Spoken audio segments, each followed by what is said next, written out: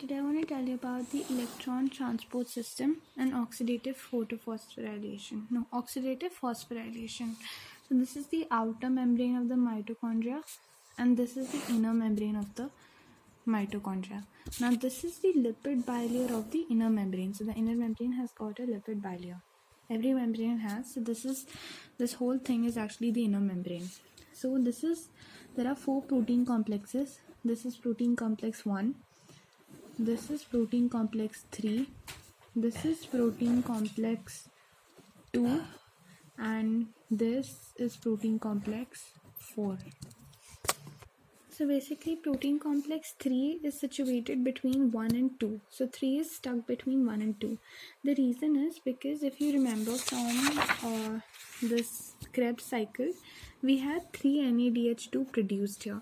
And here in this aerobic oxidation just before Krebs cycle, we had 1 NADH2. And in glycolysis also we had 2 NADH2.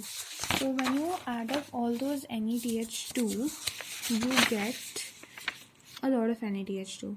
So now when we want to utilize the NADH2 and release ATP from it, we need to use the membrane of the mitochondria.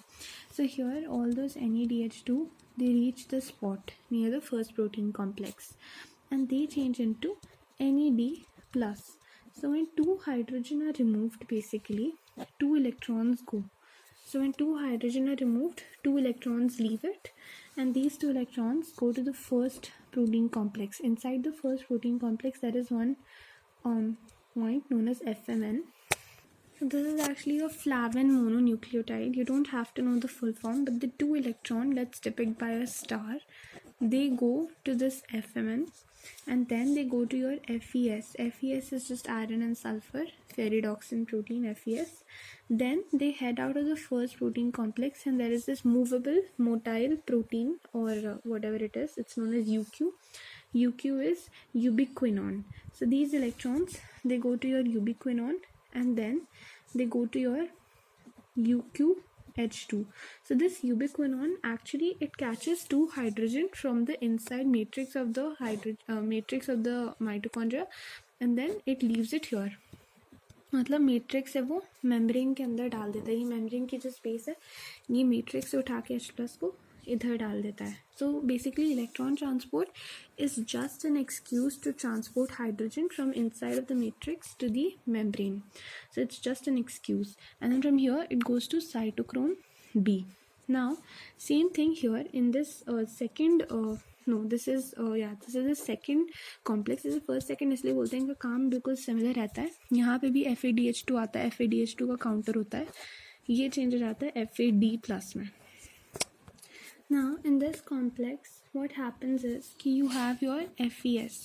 तो यहाँ पे जब ये टूटता है तो यहाँ पे भी 2 इलेक्ट्रॉन निकलते हैं. तो जो हमारा FES होता है फेरिडॉक्सिन वो उसे रिसीव करता है. Right, so I think I'll just check and tell you. First let me tell you this is actually 4H+ that go there. तो यहाँ पे जब 2 इलेक्ट्रॉन रिलीज होते हैं तो ये खाली बाहर जाते हैं, ये भी UQ में, यूबिक्विनॉन में, और फिर यूबिक्विनॉल में जाते हैं. UQH2 जो है इसका नाम है यूबिक्विनॉल. तो जब ये यूबिक्विनॉल में जाते हैं UQH2, वहाँ से ये फिर से साइटोक्रोम B में जाते हैं. फिर साइटोक्रोम B से ये FES में जाते हैं जो कि एक आयरन सल्फर प्रोटीन है. यहाँ से ये साइटोक्रोम C में जाते हैं. तो ये साइटोक्रोम B से फिर साइटोक्रोम C1 में जा रहे हैं. Actually this is C1. Okay, this is actually C1. From cytochrome C1, this electron moves to cytochrome C. Actually में एक ही इलेक्ट्रॉन का मूवमेंट दिखाते हैं पूरे वक्त. फिर जब साइटोक्रोम C में जाता है तो एक्चुअल में जब ये UQH2 है ना, ये बहुत एक्सपर्ट है. जैसे ही इलेक्ट्रॉन ट्रांसफ़र करता है ये यहाँ से H निकाल के यहाँ पे फिर से 4H+ ट्रांसपोर्ट कर देता है इस मेम्ब्रेन में. So it again transports 4H+. तो ये साइटोक्रोम C से ये इलेक्ट्रॉन इधर जाता है फोर्थ कॉम्प्लेक्स में. यहाँ पे साइटोक्रोम A प्रेजेंट होता है. साइटोक्रोम A से ये फिर अंदर जाता है. सॉरी मैंने थोड़ा गलत बना दी. कॉपर होता है यहाँ पे. कॉपर A प्रेजेंट होता है. कॉपर A से ये अंदर जाता है साइटोक्रोम A में. साइटोक्रोम A से ये अंदर जाता है साइटोक्रोम A और साइटोक्रोम A 3 में जाता है और फिर ये जाता है कॉपर B में. तो ये सब कुछ इस कॉम्प्लेक्स 4 के अंदर ही होता है। फिर इसके बाद क्या होता है कि इलेक्ट्रॉन इतना जब ट्रैवल कर लेता है, let me extend the membrane, तो जब इतना ट्रैवल कर लेता है तो ये बाहर निकल जाता है। क्यों निकलता है ये भी बताऊंगी। और यहाँ पे जो H+ है, जब साइटोक्रोम C जो है इसमें डालता है तो साइटोक्रोम C यहाँ से जो है 2 H+ निकाल के डाल देता है। UqH2 जितना एक्सपर्ट तो होता नहीं है, पर फिर भी ये 2 H+ निकाल पाता है। तो जब ये सब एक्चुअल में ना मैट्रिक्स उठा के उधर डालते हैं मेम्ब्रेन में। अब ये इलेक्ट्रॉन जाता है इलेक्ट्रॉन अट्रैक्टर के पास, जो इतनी देर से ये पूरा ट्रांसपोर्ट चल रहा है इस डायरेक्शन में, ये हो रहा है बिकॉज यहाँ पे एक ऑक्सीजन प्रेजेंट है, वो इलेक्ट्रॉन को बहुत ज़्यादा अट्रैक्ट करता है। तो जैसे ही ऑक्सीजन के पास इलेक्ट्रॉन आता है वैसे ही वो मैट्रिक्स से 2 हाइड्रोजन उठा के H2O बना लेती है, तो वाटर बन जाता है। जैसे ही इलेक्ट्रॉन आता है वाटर प्रोडक्ट बन जाता है।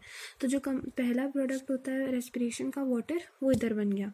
उसके बाद क्या होता है कि ये क्यों इधर इतना सारा ग्रेडियंट बना, यहाँ पे H+ फिर से H+ कॉन्सेंट्रेशन बढ़ गई है, यहाँ पे मैट्रिक्स के अंदर H+ कॉन्सेंट्रेशन कम हो गई है। ऐसा इसीलिए हुआ है क्योंकि यहाँ पे एक ATP सिंथेज एंजाइम प्रेजेंट होती है, 5th कॉम्प्लेक्स है।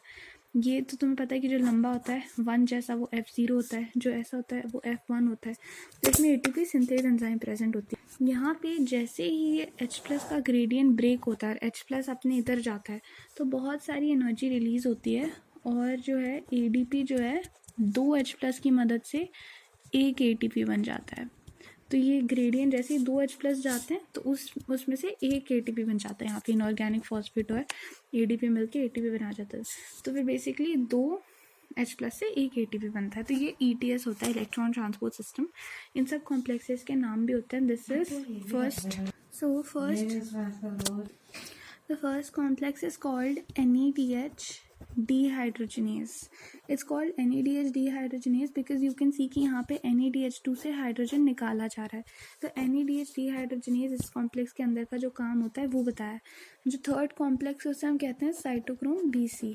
It is a valid name because यहाँ पे साइटोक्रोम B है, यहाँ पे साइटोक्रोम C है, और यहाँ पे मेजरली केवल ट्रांसफ़र का काम हो रहा है कि इन सब के इलेक्ट्रॉन नज़र आ रहे हैं, ये ट्रांसफ़र कर रहा है। तो यहाँ पे जो है थर्ड कॉम्प्लेक्स, इसका नाम रखा है सक्किनेट डिहाइड्रोजनेस। क्यों सक्किनेट? इसको हम सक्किनेट डिहाइड्रोजनेस कहते हैं बिकॉज सक्किनेट जो है वो फ्यूमरेट में चेंज होता है। जब भी FADH2 FAD+ में कन्वर्ट होता है क्रेब्स साइकिल में, वहाँ पे सक्किनेट फ्यूमरेट में चेंज होता है। तो सक्किनेट में से अगेन हाइड्रोजन निकाला जा रहा है सक्किनेट डिहाइड्रोजनेस कहते हैं बिकॉज यहाँ पे और जो क्रेब्स साइकिल थी, यहाँ पे जो सक्किनिक एसिड बना था सक्किनेट, ये एक्चुअल में पहले फ्यूमरेट में बनता है, ठीक है, और फिर उसमें फिर मैलिक में चेंज होता है। तो मैलिक क्या है? मैलिक मैल है, और फ्यूमरेट क्या है? फीका मैल है। तो पहले फीका मैल बनता है और फिर मैल बनता है।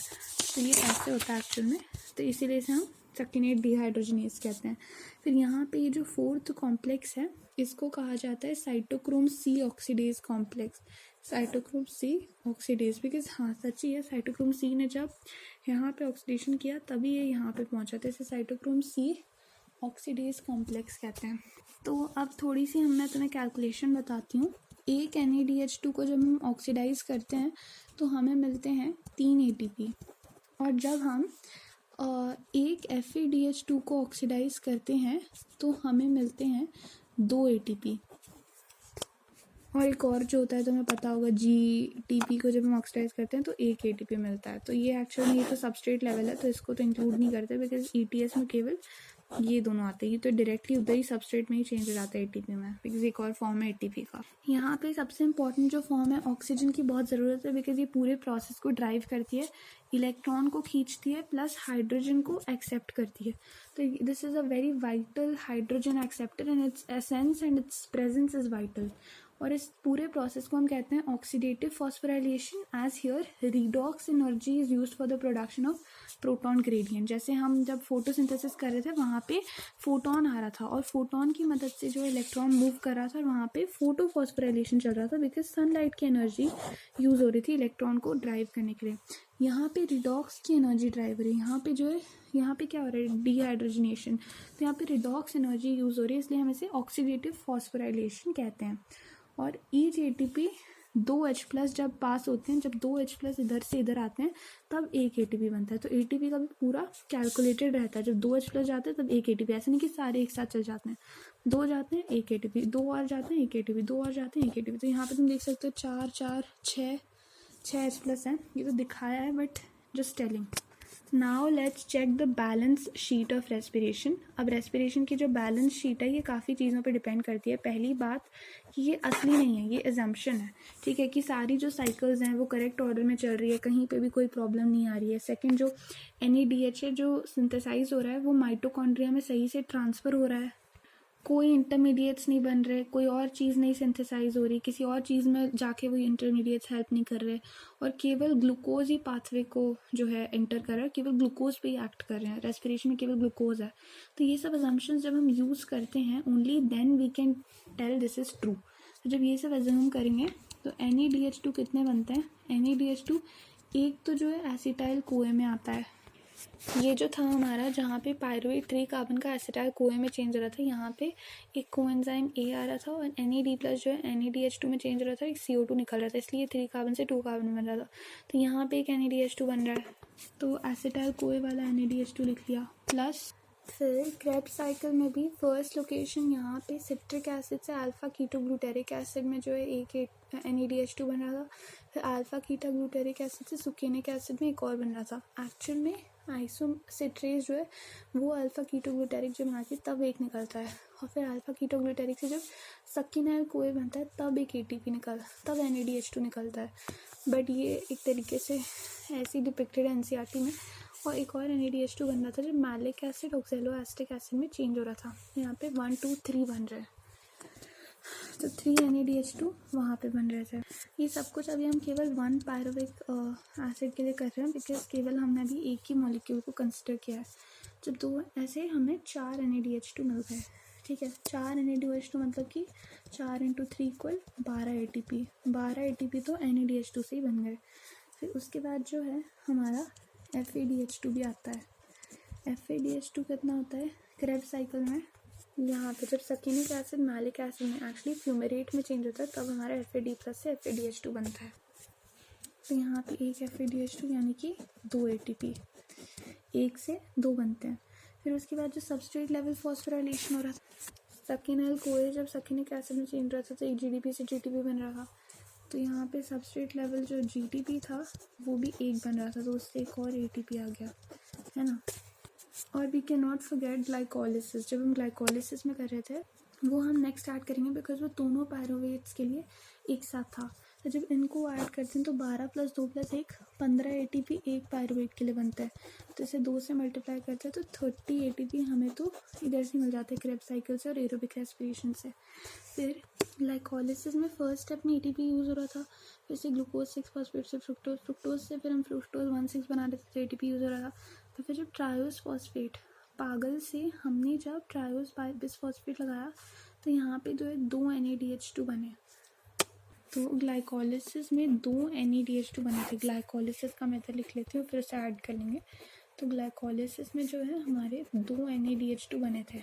तुमने देखा था ना जब हम फॉस्फोग्लिसराल्डिहाइड को हम जब ट्रायोस बिसफॉस्फेट में चेंज कर रहे थे तो हम यहाँ पे क्या कर रहे थे, ऑक्सीडेशन कर रहे थे, बिकॉज हमने एक फॉस्फेट ग्रुप ऐड किया, तो यहाँ पे एक रिडक्शन भी ज़रूरी था।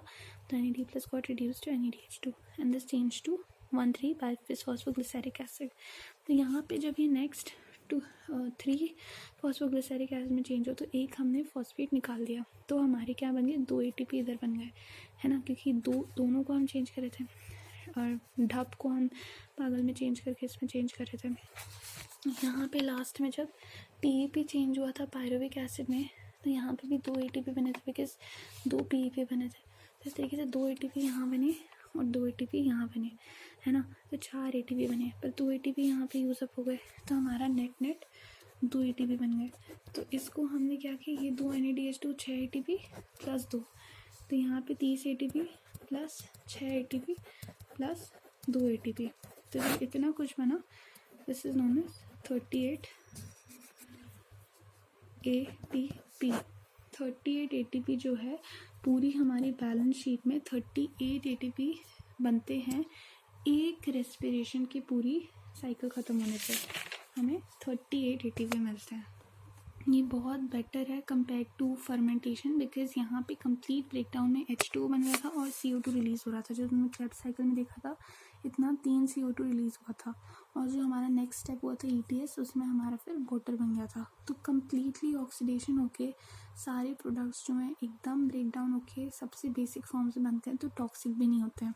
और जो बहुत सारे ATPs बनते हैं और बहुत अच्छा मतलब ऑक्सीडेशन होता है NADH से NAD+। पर फर्मेंटेशन में क्या होता है कि बहुत पार्शियल ब्रेक डाउन होता है, CO2H2O नहीं बनता है। और जो नेट ATP होता है वो केवल 2 ही होते हैं। नेट ATP वहाँ पे एक पायरुविक एसिड से फर्मेंटेशन में हमें केवल 2 ATP मिलते हैं। तो तुम देख रहे हो तो कितना 4 ATP, तो 4 ATP और 38 ATP, देखो इसके 9 टाइम्स से ज़्यादा, ऑलमोस्ट 10 टाइम्स ATP बन रहे हैं हमारे नॉर्मल एरोबिक रेस्पिरेशन से। तभी एनारोबिक रेस्पिरेशन फर्मेंटेशन से मच बेटर है एरोबिक। और जब NADH जो NAD+ में चेंज होता है, ये भी बहुत स्लो होता है इसमें। अब मैं तुमको एक एम्फीबॉलिक पाथवे पढ़ाऊंगी जिसमें बोथ एनाबोलिक और कैटाबोलिक पाथवे होता है रेस्पिरेशन में। तुम सोचोगे एनाबोलिक कहाँ से आया, पर एनाबॉलिक भी होता है, कैटाबॉलिक ही नहीं केवल एनाबॉलिक भी होता है रेस्पिरेशन में। तो respiration is majorly catabolic but it can also act as amphibolic. तो कार्बोहाइड्रेट जो ग्लूकोज में ब्रेक होता है, ग्लूकोज पागल में ब्रेक होता है, तुम्हें पता है फॉस्फोग्लिसराइड बनता है कुछ स्टेप्स के बाद फिर पायरुवेट बन जाता है। फिर पायरुवेट जो है माइटोकॉन्ड्रिया में जाके एसिटाइल कोए में चेंज हो जाता है। ठीक है, तो ये एसिटाइल कोए जो है क्रेब्स साइकिल में घुस जाता है। तो क्रेब्स साइकिल से वाटर रिलीज़ होता है और CO2 रिलीज़ होता है। देखो एज सच वाटर रिलीज़ नहीं होता है क्रेब्स साइकिल में, बट कभी कभी थोड़ा सा मतलब कहीं पे ऑक्सीडेशन बीच में कहीं पे थोड़ा सा रिलीज़ हो सकता है, बट यूजुअली फिर ये बाद में एंड में जाके ETS में ही वाटर बनता है। एनीवे, तो जो हमारे फैट्स होते हैं फैटी एसिड ग्लिसरॉल में ब्रेक होते हैं। तो ग्लिसरॉल जो है जब उसे फर्दर कैटाबोलाइज करते हैं तो पागल बन सकता है, फॉस्फोग्लिसराइड बन सकता है। फॉस्फोग्लिसराइड को जब हम एनाबोलाइज करते हैं, एनाबोलिज्म करते हैं, तो वो ग्लिसरॉल बन जाता है। सेम में फैटी एसिड को जब कैटाबोलाइज करते हैं तो एसिटाइल कोई बनता है। एसिटाइल कोएंजाइम को जब हम एनाबोलाइज करते हैं तो फैटी एसिड बनता है। एक्चुअली में ग्लिसराइड जो है बायोमोलिक्यूल्स में तुमने पढ़ा होगा कि ग्लिसरॉल से जो है हम फैटी एसिड्स बनाते हैं।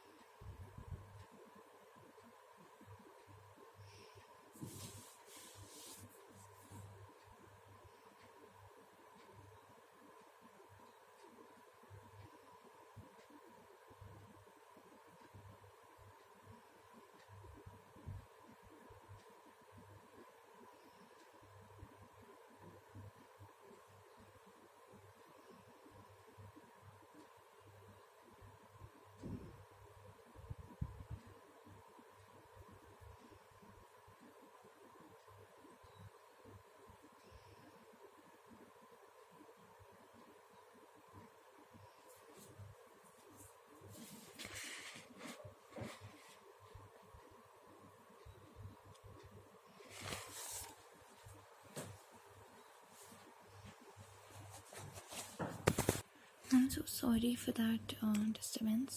Anyway, यहाँ पे एसिटाइल कोए से जो है फैटी एसिड्स बनते हैं, ग्लिसरॉल ये कैटाबोलाइज एनाबोलाइज होते हैं। सेम वे प्रोटीन्स में अगर देखो तो प्रोटीन्स जो है अमीनो एसिड्स में ब्रेक डाउन हो जाते हैं। यहाँ पे पायरुवेट जब एनाबोलाइज करते हैं प्रोटीन बनते हैं, एसिटाइल कोए एनाबोलाइज करते हैं प्रोटीन बनता है। सेम वे प्रोटीन कैटाबोलाइज करके सब कुछ बना देते हैं। तो ये इस तरीके से एनाबॉलिक कैटाबॉलिक दोनों चलता है। रेस्पिरेशन कोएफिशिएंट होता है, देख लो, ratio volume of CO2 evolve to volume of O2 consumed. तो volume of CO2 evolved by volume of O2 consumed.